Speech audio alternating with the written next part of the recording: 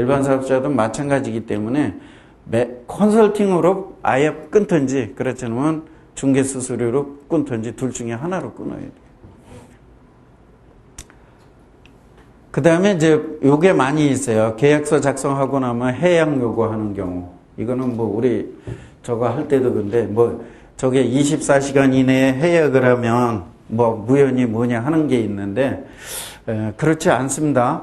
계약 끝나서 그 자리에서 도장 찍고 돈이 오고 가면은 그 자리에 같이 앉아 있더라도 계약 성립입니다. 근데 이건 계약서뿐만이 아니에요. 계약은 뭐 구두 계약도 계약이기 때문에 꼭 계약서가 작성이 안 됐더라도 돈 주고 받고 승낙과 응낙이 끝났으면은 계약은 성립된 겁니다. 24시간, 1시간 없어요. 이제 그렇게 되는데 그래도 자꾸 와서 해약을 해달라고 그러는 경우가 있어요. 이때는 될 수 있으면 건드리지 말고 해결책을 좀 찾아보자.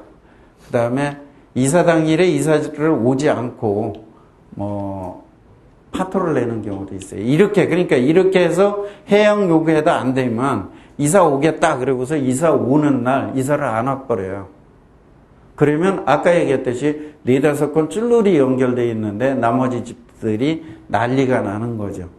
그래서 그럴 때를 대비해서 마이너스 통장 같은 여유자금을 내가 통장에 뭐 한 1억이고 2억이고 넣어놓고 있으면은 운용하는데 굉장히 좋겠지만 우리는 어쨌든 슈퍼리치가 아니니까 그러니까 마이너스 통장이라도 반드시 좀 하나 해 놓으셔라.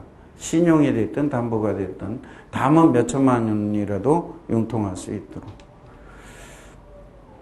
그 다음에 중개업소는 동네 사람방이 되도록 하시고 부동산 문제뿐이 아니라 아주 별 오사리 잡탄 이야기를 다 해줘야 돼요. 미장원 다음가게 얘기를 들어주고 해결해주고 하는 지역이 많습니다. 앞에서 얘기한 그 계약 해결할 때도 그렇고 이 해결 요구 이런 거 할 때는 먼저 일단은 나한테 지금 어떤 법적으로나 금전적으로나 어떤 문제가 오는지를 검토하셔야 돼요. 나한테 그런 어떤 문제가 발생했을 때. 그 다음에 여기 뭐 공격자라 그랬는데 먼저 찾아오는 사람, 그러니까 그 찾아와서 얘기하는 사람의 단점이 뭐가 있는지, 불리함이 뭐가 있는지 이걸 빨리 캐치를 하셔야 돼요. 빨리 캐치를 하셔가지고 그분한테 불리한 것만 계속 얘기를 해주는 겁니다. 그분한테. 그 다음에 그러면서 상대방의 장점을 자꾸 말해주는 거예요. 상대방의 유리한 점. 당신이 했을 때 상대방은 이런 게 유리하고 당신은 이게 불리하고 이렇게 하다 나면 거기에서 협의점이 나오게끔 돼 있어요. 거기에서. 그래서 이렇게 하는데 가급적 감정은 건드리지 말아라. 그러면 중간에서 서로 어떤 타협점이 나올 수 있는 경우가 굉장히 많습니다. 근데 이걸 법으로만 얘기해서 당신은 뭐 요새 쉽게 말하면 전세 만기가 됐는데 전세 만기일 한 달 전에 내가 통보하면 돈 빼갖고 돈 빼줘야죠. 주인이. 법적으로 당연히 맞잖아요. 그죠? 당연히 맞지만 주인이 우리나라 주인이 전세금 보증금 갖고 있는 사람이 어디 있어요? 집이 나가야지 주지. 그러면 만기일날 돈 안 주면 법적으로 뭐 어떻게 할 거예요? 잡아놓을 거예요? 돈을 그 사람한테 깍대기를 갖고 올 거예요. 그러니까 그럴 때에도 수수료라든가 이런 거에서 그 문제가 되는 부분들을 서로 짚으면서 조금씩 양보하게 되면서 미리 집을 얻지 않게 한다든지 이 집이 나간 다음에 집을 얻으라든지 중간에서 조금 조정도를 해줘야 돼요. 근데 법적으로 되니까 하세요. 밥은 얻으세요. 나중에 돈 안 나오면 누가 어떻게 책임을 질러. 그제서 가서 뭐 임차권 등기 명령도 있고 법적으로는 있어요.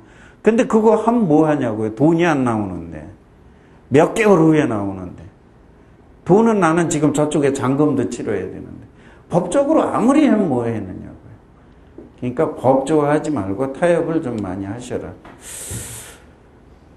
그 다음에 보조원 등록을 하라 그랬는데 하여튼 중개업 보조원은 반드시 좀 등록을 하시고 사업자 등록도 하시고 이 사업용 계좌 뭐 이런 거 좀 하시고, 그 다음에 처음에 하실 때라면 6개월 이상의 비상 운영 자금을 좀 하시고, 직원들은 지금들 보면은 그 직원들하고 되게 비율로 해서 많이들 하시기 때문에 건이 성사되면 그냥 그때 계약금 받으면 또 논아갖고 잔금 받으면 논아갖고 이렇게 해요.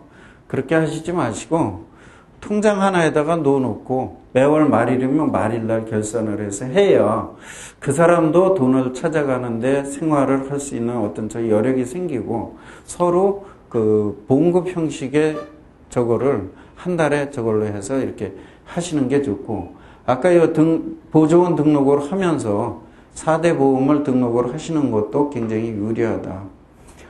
그 다음에 이제 가장 좋은 방법은 부동산은 중개에서는 돈을 그렇게 많이 못 법니다. 투자를 좀 하세요. 이게 진리입니다. 이 4대 보험 하면은 우리 사장님 중에 돈이 조금 많으신 분들은 의료보험료 한 20만 원씩 나가죠. 직원 봉급 100만 원 처리하면은, 직원 봉급을 100만 원 처리하면은 보험료가 한 달에 전체 4대 보험 다 해서 한 20만 원 정도 나가요. 20만 원 정도 한 달에 4대 보험 다 해서. 근데 어차피 이 사람 국민연금하고 의료보험하고는 지가 부담할 거잖아요. 그러면은 나머지 고용보험하고 산재보험 4만 원 내가 내주는 거예요. 4만 원. 4만 몇천 원 돼요. 그거 내주고 어차피 국민연금하고 의료보험은 지가 낼 거잖아요. 이거 안 해도. 그러니까 이렇게 하면 훨씬 싸다. 근데 그럼 사장님인 나는 얼마 내냐? 나도 국민연금하고 의료보험하고 15만 원 정도 내면 됩니다. 15만 원 정도. 지금 100만 원 처리하면 의료보험료가 3만 40원. 또 국민연금이 8만 7,740원 이렇게 나가요. 사장님도 똑같습니다. 이거 의료보험 처리하면. 그러니까 내가 낼 의료보험 가지고 오히려 다 해결할 수도 있어요. 그래서 이건 같이 연동해서 한번 해보시라. 일반 과세자하고 관이 과세자 차이 4,800만 원으로 했습니다. 왜냐면은 4,800만 원이 넘으면은 점점 더 일반 과세자가 유리해져요. 근데 이 피크를 여기로 잡았는데 임대료 50만 원 잡고 공공요금 이런 거 나가는 거 50만 원 잡고 보조원 보험금 100만 원, 기타 경비 100만 원 이렇게 해서 했을 때 간이 과세자는 얼마가 나가느냐? 465만 원 정도 나가요. 1년에요, 이거. 465만 원. 부가가치세는 이거 기준경비율이라고 해서 내는 것이 이렇게 나가고 종합소득세 나가고 465만 원 정도 나가는데, 일반 과세자는 부가가치세는 실제 이제 자기가 그 세금 끊는 것들이 있어요. 물건 사고 뭐하고 임대료 내고 뭐하고. 그러다 나면은 제 사무실에서 해보니까 120만 원을 돌려받아요. 오히려 4,800만 원일 때는. 그리고 종합소득세 이쪽에서도 한 180만 원 정도 이렇게 내는데, 이거는 내는 걸 만들어 놓은 거고 실제는 여기 0원입니다. 0원. 그래서 오히려 4,800만 원 정도 돈 낼 거 없고, 일반 사업자라면은 제가 해보니까 한 8천만 원까지는 거의 세금 낼 게 없습니다. 8천만 원까지. 요거 부가가치세, 아까 얘기한 요 부가가치세, 요거 한 6천만 원 넘는 거, 6천만 원 넘는 거, 2천만 원 넘으니까 한 200만 원 정도 내면은 그 정도밖에는 세금 낼 게 없어요. 그러면 요게 왜 그렇게 되느냐? 이거는 나중에 가르쳐 줘야지. 나중에 찾아오시는 분만 가르쳐 드릴게요. 하여튼 그렇게 해서 이거 관리를 해도 그렇게 저게 안 내더라. 그 다음에 이제 세금은 종합소득세하고 부가가치세 이렇게 내는데 별로 상관이 없더라. 필요경비 처리 항목은 그 뒤에 여러분들한테는 아주 자세하게 되어 있습니다. 사무실 임차료에서는 부가세만 문제가 돼요. 다 경비는 처리가 됩니다. 소득세에서는 거의 다 처리가 돼요. 거의 다가 처리가 되는데 부가세에서만 건물주가 간이사업자인 경우에 부가세를 못 받습니다.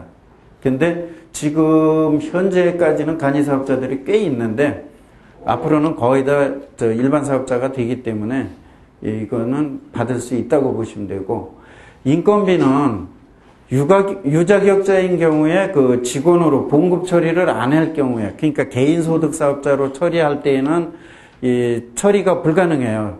소득 쪽에서. 근데 봉급 처리할 때에는 가능하다. 인건비도. 대신에 이 인건비도 유자격자인 경우에는 경비로 다 털을 수 있어요. 그것도.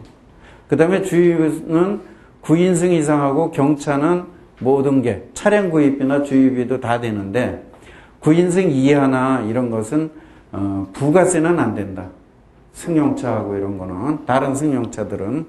그 다음에 그 일반 사업자로 했을 때 차량 구입비도 요 9인승하고 경차는 감가상각비를 처리가 되는데 9인승 이하나 일반 승용차는 안 된다. 그 다음에 공과금에서도 마찬가지입니다. 그 세금 계산서를 발급받으셔야 돼요. 그래서 세금 계산서 발급받으시려면 어떻게 하냐면 전기세, 뭐 수도세 말고 전기세, 그 다음에 우리가 내는 게 핸드폰 요금, 전화 요금 이런 거를 갖다가 그 해당 거기에다가 하고 사업자 등록증 사본을 한번 팩스로 보내주면 세금 계산서로 발급을 받을 수 있어요. 세금 계산서로 발급받으시면 아까 얘기한 부가세 이런 거 다 환급받을 수 있습니다. 그래서 이거 하다 나면 여러분 보통 뭐 전화세도 한 달이면 한 20만 원 이상 나가는데 괜찮거든요. 그 다음에 가맹비 이런 것도 세금 계산서로 받으면 된다. 그 다음에 식사대금에서 복리후생비로 주는 것은 되는데 접대비로 하는 거는 안 된다. 부가세. 그 다음에 교통비에서도 안 된다. 여기 수도세하고 재증명 안 된다라는 건 실제 수도세하고 재증명엔 부가세가 없어요. 그래서 안 되는 것 뿐이지, 안 되는 건 해당이 안 되는 건 아니고, 이렇게 해서 되기 때문에. 근데 여기에서 간이과세 사업자라면 여기에서 전기세, 전기 뭐 이런 거 세금 계산서 받은들 소용이 없다. 일반 사업자의 경우에 얘기하는 거예요. 그래서 매물하고 고객관리는 지금 나눠드린 유의문을 보시고, 그 다음에 상담 유의 사례도 나눠드린 거에 많은데, 고객의 눈높이에 좀 맞춰서 하시고, 너무 아는 체를 하시지 않는 것이 좋습니다. 너무 아는 체 많이 하는 것도 요즘 고객들의 수준이 높아져서. 그 다음에 가급적 상담은 사무소에서 해라. 왜냐하면 내 텃밭으로 끌어들여야 그분이 일단 꼬리를 조금 내리고 와요. 그 다음에 내 사무실에 좀 자료가 많아요. 그러니까 가급적 내 사무실로 끌어들여라. 그 다음에 가급적 고객에게 돈이 되는 부동산을 추천해줘라. 이따 뒤에 가면 중개업소하고 친해지라 그러면서 요구하고 틀린 말 해요.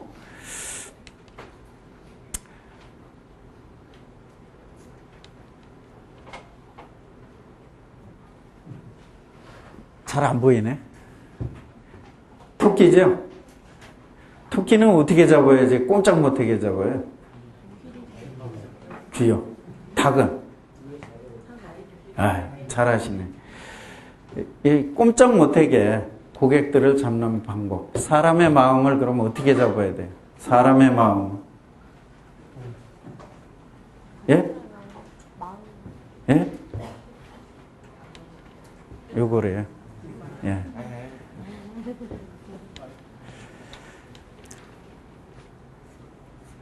스쳐도 웃고 마주쳐도 웃고 매일같이 웃으면은 손님이 나한테 꼬이게 되어 있다 그럽니다.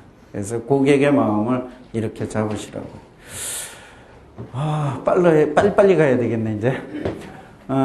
자신의 능력을 좀 체크해 보시고, 분위기가 성공의 비결입니다. 근데 그래서 분위기를 조금 고풍스럽게 좀 많이 하시고, 고객과 친밀하고 판촉 상품은 초창기에는